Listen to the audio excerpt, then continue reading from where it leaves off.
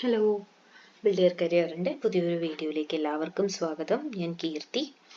അപ്പോൾ ALP exam കഴിഞ്ഞ അന്ന് മുതൽ എന്നോട് ഒരുപാട് പേര് ചോദിച്ച ഒരു കാര്യമായിരുന്നു സെക്കൻഡ് സ്റ്റേജിനുള്ള എഞ്ചിനീയറിംഗ് ഡ്രോയിങ് കൂടെ, എഞ്ചിനീയറിംഗിൻ്റെ ക്ലാസ്സുകൾ കൂടെ, ബേസിക് സയൻസ് എഞ്ചിനീയറിംഗ് ക്ലാസ്സുകൾ കൂടെ ഒന്ന് തരുമോ എന്നുള്ള ചോദ്യം. അപ്പം ഞാൻ ഫസ്റ്റ് സ്റ്റേജ് എക്സാംസ് എല്ലാം കഴിയട്ടെ എന്ന് വിചാരിച്ച് വെയിറ്റ് ചെയ്തിരുന്നതായിരുന്നു.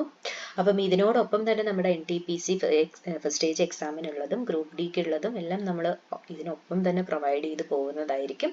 ഇതിപ്പോൾ നമ്മൾ സെക്കൻഡ് സ്റ്റേജിലേക്കുള്ളത് സ്റ്റാർട്ട് ചെയ്യുകയാണ്. ഓക്കെ, ALPയുടെ ആണെങ്കിലും JEയുടെ ആണെങ്കിലും സെക്കൻഡ് സ്റ്റേജിന് യൂസ്ഫുൾ ആയിട്ടുള്ള ഫസ്റ്റ് ബേസിക് ആയിട്ടുള്ള എഞ്ചിനീയറിംഗ് ഡ്രോയിങ്ങിൻ്റെ ഇൻട്രൊഡക്ഷൻ സെഷൻ ആണ് നമ്മൾ ഇന്നത്തെ ക്ലാസ്സിൽ ഇവിടെ ഡിസ്കസ് ചെയ്യുന്നത്. അപ്പം കുറേ വർഷങ്ങളായിട്ട് കണ്ടിന്യൂസ് ആയിട്ട് ചോദിച്ചിട്ടുള്ള ക്വസ്റ്റ്യൻസ് ആണ്. അതിനോടൊപ്പം തന്നെ മാക്സിമം ഓരോ ക്വസ്റ്റ്യനും എക്സ്പ്ലെയിൻ ചെയ്ത് തന്നെ ഞാൻ പറഞ്ഞു തരാനായിട്ട് ട്രൈ ചെയ്യാം.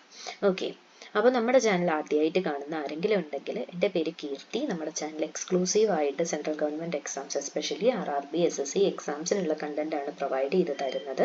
അപ്പോൾ നിങ്ങൾ ചാനൽ ഒന്ന് കയറി നോക്കുക. കാണുന്ന വീഡിയോസ് നിങ്ങൾക്ക് യൂസ്ഫുൾ ആയി തോന്നുവാണെങ്കിൽ മാത്രം നമ്മുടെ ചാനൽ ഒന്ന് സബ്സ്ക്രൈബ് ചെയ്യുക. ഓക്കെ, അപ്പോൾ നമുക്ക് വീഡിയോയിലേക്ക് കിടക്കാം. First question, how many battens will be there for drawing boards? അപ്പം എഞ്ചിനീയറിംഗ് ഡ്രോയിങ്ങിലെ ഏറ്റവും ഇമ്പോർട്ടൻ്റ് ആയിട്ടുള്ള ഒരു എക്യുപ്മെൻ്റ് ആണ് ഡ്രോയിങ് ബോർഡ്, അല്ലേ? അതിപ്പോൾ നമുക്ക് ഞാൻ സിവിൽ എഞ്ചിനീയർ ആണ്, അതല്ലാണ്ട് ഏത് എഞ്ചിനീയർ ആണെങ്കിലും ഇലക്ട്രിക്കൽ, മെക്കാനിക്കൽ എല്ലാവർക്കും കോമൺ ആയിട്ട് നമുക്ക് ഉള്ളതാണ് എഞ്ചിനീയറിംഗ് ഡ്രോയിങ്. അത് ഇലക്ട്രിക്കൽ ഡ്രോയിങ് ആയിരിക്കാം, മെക്കാനിക്കൽ ഡ്രോയിങ് ആയിരിക്കാം, ബിൽഡിംഗ് ഡ്രോയിങ് ആയിരിക്കാം, വാട്ട് എവർ ഇറ്റ് ഈസ്, നമുക്ക് എന്ത് വേണം? ഡ്രോയിങ് ബോർഡ് വേണം, അല്ലേ? അപ്പോൾ ആ ഒരു ഡ്രോയിങ് ബോർഡിൽ നമ്മൾ രണ്ട് ബാറ്റൺസ് കണ്ടിട്ടുണ്ടാവും, അല്ലേ? ഇങ്ങനെ രണ്ട് സാധനം കണ്ടിട്ടില്ലേ ഡ്രോയിങ് ബോർഡിനകത്ത്? അത് എത്ര എണ്ണാണുള്ളത്? രണ്ടെണ്ണാണുള്ളത്, അല്ലേ? ഡ്രോയിങ് ബോർഡിൽ ബാറ്റൺസ് ഉള്ളത് രണ്ടെണ്ണാണ്. ഡ്രോയിങ് ബോർഡിന്റെ സൈസ് എങ്ങനെയാ വരിക? 1000 by 1500 വരാറുണ്ട്. പിന്നെ ഉള്ളത് ഏതാണ്? 700 by 1000 ഉണ്ട്, 500 by 700 ഉണ്ട്, then 350 by 500 ഉണ്ട്. ഇത്രയുമാണ് ഡ്രോയിങ് ബോർഡിന്റെ സ്റ്റാൻഡേർഡ് സൈസ് എന്ന് പറയുന്നത്. ഓക്കെ, അപ്പം എന്തിനാണ് ഈ ഒരു ബാറ്റൺസ് പ്രൊവൈഡ് ചെയ്യണമെന്ന് ചോദിച്ചു കഴിഞ്ഞാൽ, നമുക്ക് വാർപ്പിംഗ് ഉണ്ടാവാതിരിക്കാനായിട്ട്, ഓക്കെ, വാർപ്പിംഗ് പ്രിവെന്റ് ചെയ്യാനും, അതുപോലെ നമ്മുടെ കാലം കൂടുന്തോറും സീസൺസ് മാറുന്നതിനനുസരിച്ച് വുഡിന് എക്സ്പാൻഷനും കോൺട്രാക്ഷനും ഉണ്ടാകും, അല്ലേ? അപ്പം ആ ഒരു എക്സ്പാൻഷനും കോൺട്രാക്ഷനും ഒക്കെ അലോ ചെയ്യാനും ഒക്കെയാണ് നമ്മൾ ഈ പാറ്റേൺസ് ഡ്രോയിങ് ബോർഡിൽ കൊടുക്കുന്നത്. ഓക്കെ, അപ്പോൾ നമുക്ക് ഡ്രോയിങ് ബോർഡിന്റെ സൈസ് കൂടുന്നതിനനുസരിച്ച് ഒന്നോ രണ്ടോ എക്സ്ട്രാ ബാറ്റൺസ് കൂടെ നമ്മൾ എന്ത് ചെയ്യാറുണ്ട്? ആഡ് ചെയ്ത് കൊടുക്കാറുണ്ട്. ഓക്കെ, അത് depends upon the size of the drawing ബോർഡാണ്. ക്ലിയർ ആയല്ലോ? അപ്പൊ ഡ്രോയിങ് ബോർഡിനെ കുറിച്ചുള്ള ഒരു ഓൾമോസ്റ്റ് ഒരു ധാരണ കിട്ടിയല്ലോ, അല്ലേ? അടുത്തത്, preferred size of the drawing sheets is recommended by the. Drawing ഷീറ്റ്സിന്റെ ആണെങ്കിലും ഈ ഒരു ഡ്രോയിങ് ബോർഡിന്റെ ആണെങ്കിലും നമ്മൾ യൂസ് ചെയ്യുന്ന പെൻസിലിന്റെ ആണെങ്കിലും ഇനി നമ്മൾ ഇവിടെ യൂസ് ചെയ്യുന്ന ഏതൊരു കാര്യത്തിന്റെ ആണെങ്കിലും നമ്മൾ ഏത് സ്റ്റാൻഡേർഡ് പറയുന്ന മെഷർമെന്റ്സ് ആണ് എടുക്കാറ്? നമ്മൾ എപ്പോഴും BISന്റെ മെഷർമെന്റ്സ് ആണ് യൂസ് ചെയ്യാറ്. ഇപ്പം BIS എന്ന് പറഞ്ഞാൽ എന്താണ്? BIS എന്ന് പറഞ്ഞു കഴിഞ്ഞാൽ ബ്യൂറോ ഓഫ് ഇന്ത്യൻ സ്റ്റാൻഡേർഡ്സ് ആണ്. Bureau of Indian standards. നമുക്ക് ഇത് ഏറ്റവും കൂടുതൽ ഫീൽ ചെയ്യാൻ പറ്റുന്നത്, അറിയാൻ പറ്റുന്നത്, നമ്മൾ എപ്പോഴും പറയുക BIS 916 എന്ന് നമ്മൾ പറയാറുണ്ട്, അല്ലേ? അതെ, നമ്മളെ ഏറ്റവും കൂടുതൽ BIS എന്നുള്ള വാക്ക് കേൾക്കാറുള്ളത് ഗോൾഡിന്റെ കേസിലാണ്. പിന്നെ അതുപോലെ തന്നെ എന്തുണ്ട്, നമ്മുടെ എല്ലാ മെറ്റീരിയൽസും, സ്റ്റീൽ ആണെങ്കിലും കോൺക്രീറ്റ് അങ്ങനെ എന്തൊരു മെറ്റീരിയൽ ആണെങ്കിലും ഏത് മെഷർമെന്റ്സ് ആണ്, ആര് പ്രിഫർ ചെയ്യുന്ന മെഷർമെന്റ്സ് ആണ് നമ്മൾ യൂസ് ചെയ്യുക? BIS പ്രിഫർ ചെയ്യുന്ന മെഷർമെന്റ്സ് ആണ് നമ്മൾ എപ്പോഴും യൂസ് ചെയ്യാറ്. ഓക്കെ അല്ലേ? ക്ലിയർ ആയല്ലോ, അല്ലേ? അടുത്തത്, which are the two systems of placing dimensions? Dimensions നമ്മുടെ ഡ്രോയിങ്ങിൽ ഡയമെൻഷൻസ് പ്ലേസ് ചെയ്യാൻ നമ്മൾ രണ്ട് സിസ്റ്റംസ് ആണ് യൂസ് ചെയ്യുക.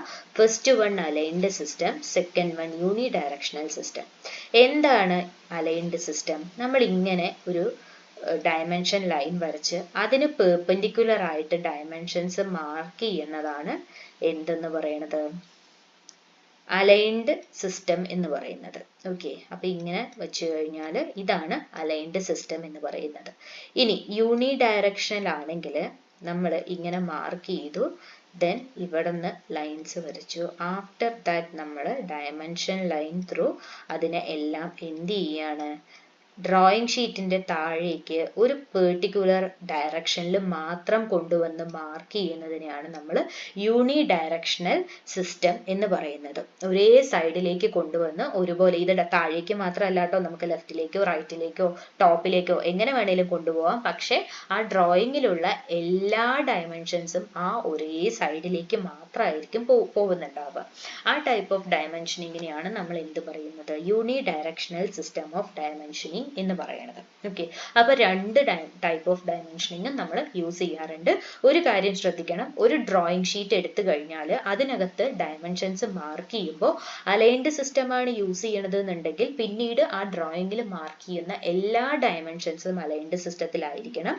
അതല്ല യൂണി ഡയറക്ഷണൽ ആണെന്നുണ്ടെങ്കിൽ എല്ലാ ഡയമെൻഷൻസും എന്ത് ചെയ്യണം, യൂണി ഡയറക്ഷനിൽ തന്നെ മാർക്ക് ചെയ്യണം. ഓക്കെ, കുറച്ചെണ്ണം അലൈൻഡ് കുറച്ചെണ്ണം യൂണി ഡയറക്ഷനിൽ, അങ്ങനെ ചെയ്യാനായിട്ട് പാടില്ല. അടുത്തത്, the advised position of placement of dimensions should be.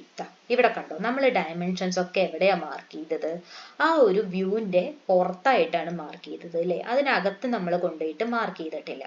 അതൊരു സ്റ്റാൻഡേർഡ് ആണ്. കാരണം നമ്മൾ എപ്പോഴും ഡയമെൻഷൻസ് മാക്സിമം എവിടെ മാത്രമേ മാർക്ക് ചെയ്യാൻ പറ്റൂ, വ്യൂവിന്റെ പുറത്ത് മാത്രമേ നമുക്ക് എന്ത് ചെയ്യാൻ പറ്റൂ, ഡയമെൻഷൻസ് മാർക്ക് ചെയ്യാനായിട്ട് പറ്റുള്ളൂ. ഓക്കെ, അടുത്തത് റെപ്രസെൻറ്റേറ്റീവ് ഫ്രാക്ഷൻ. റെപ്രസെൻറ്റേറ്റീവ് ഫ്രാക്ഷൻ എന്ന് വെച്ചാൽ നമ്മൾ ആക്ച്വൽ ലെങ്ത്, ഇപ്പം ഒരു 1200 സ്ക്വയർ ഫീറ്റ് ഉള്ള ഒരു വീട് നമ്മൾ പ്ലാൻ വരയ്ക്കുകയാണ്. ഈ 1200 സ്ക്വയർ ഫീറ്റ് അതേ മെഷർമെന്റിൽ നമുക്ക് ഡ്രോയിങ്ങിലേക്ക് വരയ്ക്കാൻ പറ്റുമോ? ഇല്ല. നമ്മൾ അവിടെ എന്ത് ചെയ്യണം, സ്കെയില് റെഡ്യൂസ് ചെയ്യണം അല്ലേ. ഇപ്പോൾ നമ്മുടെ ആക്ച്വൽ ലെങ്ത് 1 മീറ്റർ ആണെങ്കിൽ സ്കെയിലിൽ നമ്മൾ അത് 1 സെന്റിമീറ്റർ അല്ലെങ്കിൽ 1 മില്ലിമീറ്റർ എടുക്കണം. ഓക്കെ, അപ്പൊ റെപ്രസെൻറ്റേറ്റീവ് ഫ്രാക്ഷൻ എന്ന് വെച്ചാൽ എന്താണ്, ഡ്രോയിങ്ങിൽ വരയ്ക്കുന്ന ലെങ്ത് എത്രയാണോ ഈസ് ടു ആക്ച്വൽ ലെങ്ത്, അത് 1 സെന്റിമീറ്റർ ഈസ് ടു 1 മീറ്റർ ആയിരിക്കാം, അല്ലെങ്കിൽ 1 മില്ലിമീറ്റർ ഈസ് ടു 1 മീറ്റർ ആയിരിക്കാം. അതിനെയാണ് നമ്മൾ എന്ത് പറയുന്നത്, റെപ്രസെൻറ്റേറ്റീവ് ഫ്രാക്ഷൻ എന്ന് പറയുന്നത്. ഓക്കെ, അപ്പൊ ഇതിനകത്ത് പറഞ്ഞ കാര്യങ്ങളെല്ലാം ക്ലിയർ ആയിട്ടുണ്ടല്ലോ അല്ലെ, കൺഫ്യൂഷൻ ഒന്നും ഇല്ലല്ലോ. നമുക്ക് എന്ത് ചെയ്യാം, അടുത്ത ക്വസ്റ്റ്യനിലേക്ക് പോവാം. ഓക്കെ, അടുത്തത്, why is it more beneficial to represent the scale graphically other than just numerical? Graphical representation numerical റെപ്രസെൻറ്റേഷനേക്കാൾ ബെനിഫിഷ്യൽ ആണ് ഗ്രാഫിക്കൽ റെപ്രസെൻറ്റേഷൻ എന്ന് പറയണത് എന്തുകൊണ്ടാണെന്ന് ചോദിച്ചു കഴിഞ്ഞാൽ, നമുക്ക് വിഷ്വൽ ഇൻ്റർപ്രിട്ടേഷൻ, അതായത് ഡിസ്റ്റൻസ് എത്ര ഡിസ്റ്റൻസിലായിരിക്കും ഇരിക്കുന്നുണ്ടാവുക ഓരോ സാധനങ്ങളും, അതുപോലെ അവരുടെ സൈസ് എത്രയായിരിക്കും റിലേറ്റ് ചെയ്ത് നോക്കാൻ പറ്റും അല്ലേ. ആക്ച്വൽ സൈസ് അല്ലെങ്കിൽ പോലും നമുക്ക് റിലേറ്റ് ചെയ്ത് നോക്കാനായിട്ട് പറ്റും. അതായത് വീടിന്റെ സൈസിൽ നിന്നും എത്ര ചെറിയ സൈസ് ആയിരിക്കും കാർ ഷെഡ് അല്ലെങ്കിൽ കാർ പോർച്ച് അല്ലെങ്കിൽ ഒരു ഔട്ട് ഹൗസ് എത്ര ചെറുതായിരിക്കും എന്ന് നമുക്ക് കണ്ടു മനസ്സിലാക്കാനായിട്ട് പറ്റും. നമ്മൾ വെറുതെ കുറെ മെഷർമെന്റ്സ് എഴുതി വെക്കുന്നതിലും കുറച്ചുകൂടെ നല്ലതായിരിക്കും അത്. അത് മാത്രമല്ല, ഇപ്പൊ നമ്മളൊരു പ്ലാന് വരയ്ക്കുന്ന ടൈമിൽ ഒരു ഏത് സൈസ് ആണെങ്കിലും എന്ത് ചെയ്യാൻ പറ്റും, നമുക്ക് റിലേറ്റ് ചെയ്ത് നോക്കാനായിട്ട് പറ്റും. അപ്പൊ കറക്റ്റ് ആയിട്ട് റെപ്രസെന്റ് ചെയ്യാനാണ് നമ്മൾ എന്ത് ചെയ്യുന്നത്, ഗ്രാഫിക്കൽ റെപ്രസെൻറ്റേഷൻ ചെയ്യുന്നത്. ഓക്കെ, അടുത്തത്, if a diagonal scale is to be made with meter, decimeter and centimeter, then how many divisions it has to be made vertically? ഒരു ഡയഗണൽ സ്കെയിലിൽ നമ്മൾ മീറ്റർ, ഡെസിമീറ്റർ, സെന്റിമീറ്റർ ആണ് മാർക്ക് ചെയ്യുന്നത് ആ ഒരു diagonal സ്കെയിലിൽ. അങ്ങനെയാണെങ്കിൽ വെർട്ടിക്കലായിട്ട് എത്ര ഡിവിഷൻസ് ആണ് വേണ്ടത് എന്നാണ് ചോദിച്ചിരിക്കുന്നത്. 3 കോൺസിക്യൂട്ടീവ് യൂണിറ്റ്സ് ആണ് അവിടെ വേണ്ടത്. 3 കോൺസിക്യൂട്ടീവ് യൂണിറ്റ്സ് ആണ് വേണ്ടത്. ഓക്കെ അല്ലേ. അടുത്തത്, how many ways we can draw parallel lines to an existing line? ഒരു എക്സിസ്റ്റിംഗ് ലൈനിലേക്ക് പാരലൽ ലൈൻസ് ഏതൊക്കെ രീതിയിൽ വരയ്ക്കാം എന്നാണ് ചോദിച്ചിരിക്കുന്നത്. ഒരെണ്ണം നമുക്ക് പോയിന്റ്സ് തന്നിട്ടുണ്ടെങ്കിൽ ആ പോയിന്റ്സിലേക്ക് മാർക്ക് ചെയ്തിട്ട് നമുക്ക് എന്ത് ചെയ്യാൻ പറ്റും, വരയ്ക്കാൻ പറ്റും. പിന്നെ ഒരെണ്ണം നമ്മൾ ഡിസ്റ്റൻസ് തരികയാണ്, ഇപ്പോൾ ഓഫ്സെറ്റിന്റെ ഡിസ്റ്റൻസ് തരികയാണ്. ഓഫ്സെറ്റ് ഡിസ്റ്റൻസ് തന്നാലും നമുക്ക് അതിനെ ജോയിൻ ചെയ്തിട്ട് എന്ത് ചെയ്യാൻ പറ്റും, പാരലൽ ആയിട്ട് നമ്മുടെ ലൈനിന്, എക്സിസ്റ്റ് ചെയ്തിരിക്കുന്ന ലൈനിന് പാരലൽ ആയിട്ട് ലൈൻ വരയ്ക്കാൻ പറ്റും. സോ 2 വഴികളിലൂടെയാണ് നമുക്ക് എന്ത് ചെയ്യാൻ പറ്റുന്നത്, ഒരു എക്സിസ്റ്റിംഗ് ലൈനിൽ പാരലൽ ലൈൻസ് വരയ്ക്കാനായിട്ട് പറ്റുന്നത്. ഓക്കെ, അടുത്തത്, how many internal tangents are there for 2 circles? രണ്ട് സർക്കിൾസിന് ഉണ്ടാവുന്ന ഇന്റേണൽ ടാൻജന്റ് എന്ന് പറയുന്നത് ഒരെണ്ണം മാത്രമേ ഉണ്ടാവൂ. ഈ ഒരു ടാൻജന്റ് മാത്രമേ ഉണ്ടാവൂ. ഇന്റേണൽ ടാൻജന്റ് ഒരെണ്ണം മാത്രമേ രണ്ട് സർക്കിൾസിന് ഉണ്ടാവുള്ളൂ. The commands erase, copy, mirror, trim, extend, break, etc. belong to which toolbar? ഈ തന്നിരിക്കുന്ന കമന്റ്സ് എല്ലാം നമുക്ക് മോഡിഫൈ ടൂൾ ബാറിനകത്താണ് കാണാൻ പറ്റുക. ഓട്ടോകാഡിന്റെ കേസാണ് കേട്ടോ ഈ പറയണത്. അതിനകത്ത് erase, copy, mirror, trim, extend, break ഈ കാണുന്ന എല്ലാ കമാൻഡ്സും എവിടെയാണ് നമുക്ക് കാണാൻ പറ്റുന്നത്? മോഡിഫൈ ടൂൾ ബാറിനകത്താണ് നമുക്ക് ഇതെല്ലാം കാണാൻ പറ്റുന്നത്. ഓക്കെ, അപ്പൊ ഇത്രയും കാര്യങ്ങൾ ക്ലിയർ ആയല്ലോ അല്ലെ? നമുക്ക് എന്ത് ചെയ്യാം, അടുത്തതിലേക്ക് പോവാം. The straight lines which are drawn from the various points on the contour of an object to meet a plane are called as. അതായത് ഒരു ഒബ്ജക്റ്റ്, ഇപ്പൊ നമ്മളൊരു ഒബ്ജക്റ്റ് വരയ്ക്കുകയാണ്. ഞാൻ വരയ്ക്കുമ്പോൾ എത്രത്തോളം ക്ലിയർ ആവും എന്നൊന്നും എനിക്കറിയില്ല, ജസ്റ്റ് വരയ്ക്കുന്നു എന്ന് മാത്രമേ ഉള്ളൂ. അപ്പം ഇങ്ങനെ ഒരു ഒബ്ജക്റ്റ് നമുക്കുണ്ട്. അപ്പം ഈ ഒരു ഒബ്ജക്റ്റ് 3D കാണിക്കണം അല്ലേ?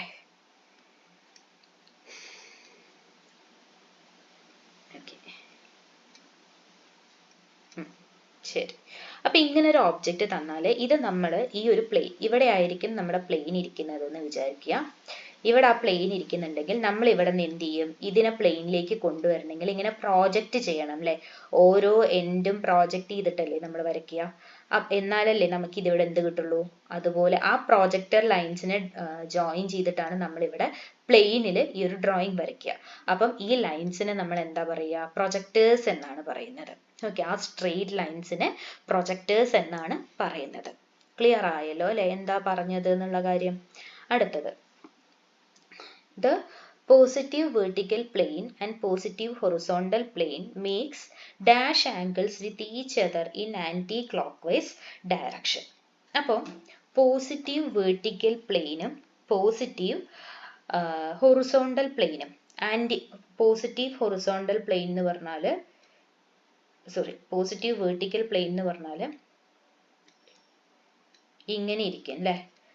ഇങ്ങനെയൊന്നും അല്ല, പ്രോപ്പറായിട്ട് ഇങ്ങനെയല്ല വരയ്ക്കുക. ഇതാണ്, ഇതിനെ നമ്മൾ അവർ തമ്മിലുള്ള ആന്റി ക്ലോക്ക് വൈസ് ഡയറക്ഷനിൽ അവർ തമ്മിലുള്ള ആംഗിൾ എത്രയാണ്? അവർ തമ്മിലുള്ള ആംഗിൾ 180 ആണ്. ഇതൊരു 90, ഇതൊരു 90. അപ്പൊ അവർ തമ്മിലുള്ള ആംഗിൾ എത്രയാണ്? 180 ഡിഗ്രി ആണ് അവർ തമ്മിലുള്ള ആംഗിൾ എന്ന് പറയുന്നത്. ഓക്കെ ആണല്ലോ അല്ലെ?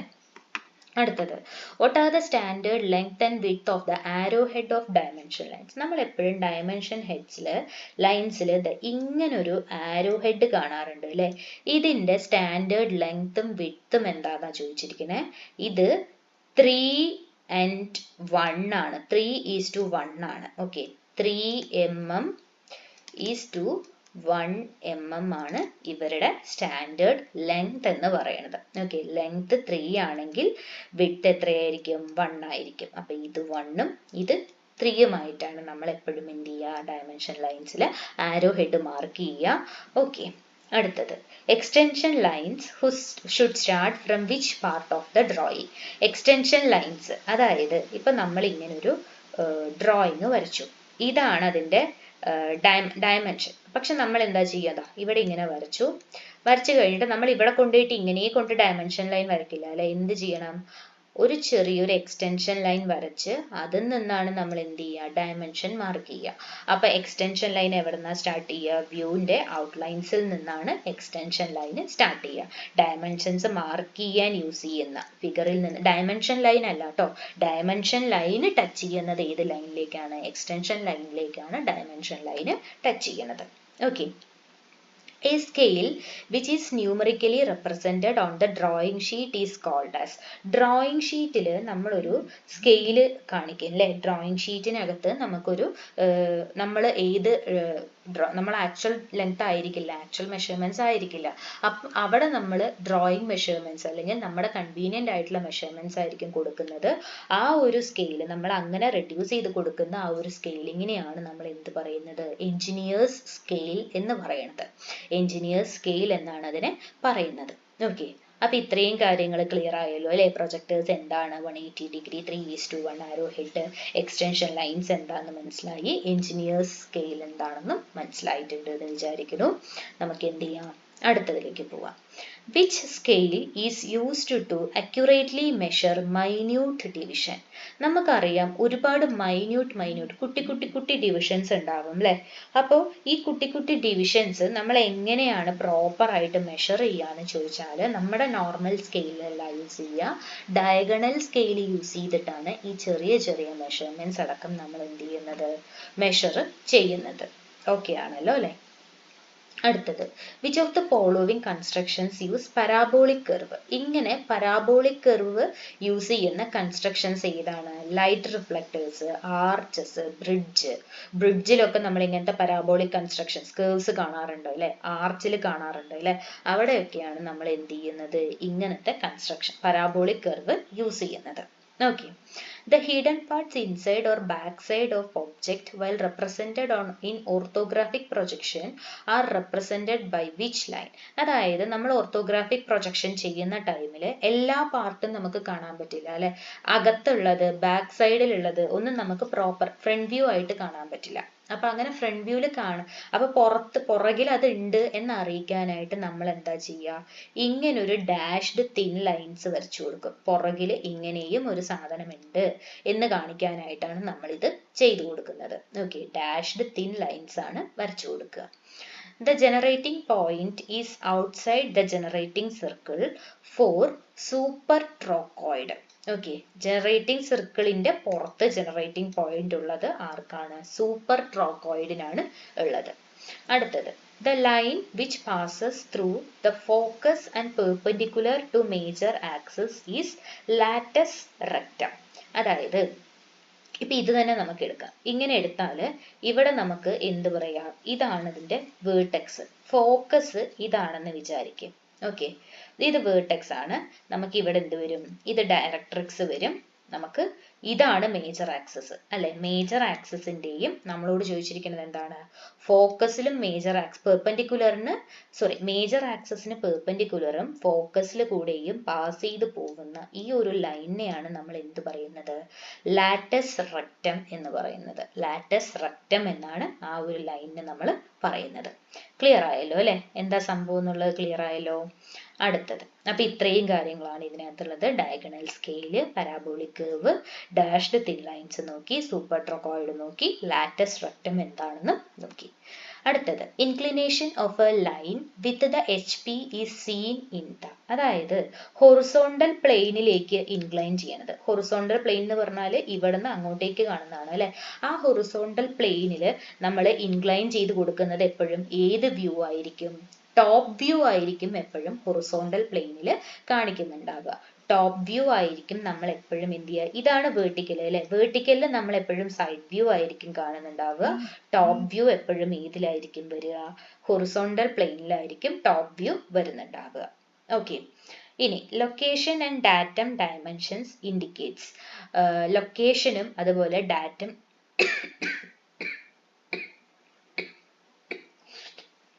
ഡയമെൻഷൻസും ആ ഫിഗറിന്റെ പൊസിഷൻ ആണ് ഇൻഡിക്കേറ്റ് ചെയ്യണത്.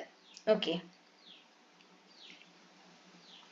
അപ്പോൾ ഡാറ്റം ഡയമെൻഷൻ എന്ന് പറഞ്ഞാൽ ഒരു സിംഗിൾ റെഫറൻസ് ഒബ്ജക്റ്റ് വെച്ചിട്ട് നമ്മൾ കുറേ റിലേറ്റ് ചെയ്തിട്ട് വേറെ കുറേ ഒബ്ജക്ട്സ്, അതായത് നമ്മൾ ബെഞ്ച് മാർക്ക് എന്നൊക്കെ പറയില്ലേ, ഈ ഒരു ലാൻഡ് മാർക്ക് എന്നൊക്കെ പറയും, അതിനെ റെപ്രസെന്റ് ചെയ്തിട്ട് അതിൽ നിന്ന് ഇത്ര ദൂരം, ഇതിൽ നിന്ന് അത്ര ദൂരം എന്നൊക്കെ പറയുമ്പോൾ നമുക്ക് എന്താണ്, ആ ലൊക്കേഷൻ എവിടെയാണെന്ന് ഐഡന്റിഫൈ ചെയ്യാനായിട്ട് പറ്റും. അപ്പൊ അതെന്താണ് ഇൻഡിക്കേറ്റ് ചെയ്യണത്, പൊസിഷൻ എവിടെയാണെന്ന് അറിയാനായിട്ടാണ് നമ്മൾ ഡാറ്റം ഡയമെൻഷൻസും ലൊക്കേഷൻസും കൊടുക്കുന്നത്. ഓക്കെ, ഇനി initial work and construction lines are drawing using H pencil. ആദ്യം ചെയ്യുന്ന വർക്ക് നമ്മൾ ആദ്യത്തെ ഡ്രോയിങ്സും അതുപോലെ കൺസ്ട്രക്ഷൻ ലൈൻസ് ഒക്കെ നമ്മൾ എന്തുകൊണ്ടാണ് വരയ്ക്കുക, എച്ച് പെൻസിൽ കൊണ്ടാണ് വരയ്ക്കുക. ഓക്കെ, അപ്പൊ പെൻസിലിന് പല ഷെയ്ഡ്സ് ഉണ്ട് അല്ലേ, ഇത് അവിടെ ഉണ്ട്. എന്താണ്, ഡ്രോയിങ് പെൻസിൽസിന്റെ ഗ്രേഡ് നമ്മൾ അതിന്റെ ഹാർഡ്നെസ്സിനെ ഡിപ്പെൻഡ് ചെയ്തിട്ടാണ് പറയണത് അല്ലെ. എന്തൊക്കെയുണ്ട്, H ഉണ്ട്, 2H ഉണ്ട്, HB ഉണ്ട് അല്ലെ. അപ്പൊ അങ്ങനെ ഒരുപാട് ടൈപ്പ് എന്തുണ്ട്, പെൻസിൽസ് ഉണ്ട്. ഇത് ഓരോന്നിനും ഓരോ പർപ്പസും ഉണ്ട്. തോന്നിയ പോലെ എന്തെങ്കിലുമൊക്കെ കൊണ്ട് വരയ്ക്കാനായിട്ട് പറ്റില്ല. നമ്മൾ സ്റ്റാൻഡേർഡ് ആയിട്ട് പറയുന്ന BIS പറയുന്ന പെൻസിൽസ് യൂസ് ചെയ്ത് മാത്രമേ നമുക്ക് എന്ത് ചെയ്യാൻ പറ്റൂ, ഓരോ കാര്യങ്ങൾ ചെയ്യാനായിട്ട് പറ്റുള്ളൂ. ഓക്കെ, അടുത്തത് size or functional dimensions does not indicate. നമ്മൾ ഇവിടെ എന്ത് പറഞ്ഞു, ലൊക്കേഷൻ ആൻഡ് ആറ്റം ഡയമെൻഷൻസ് പൊസിഷൻ ഇൻഡിക്കേറ്റ് ചെയ്യും.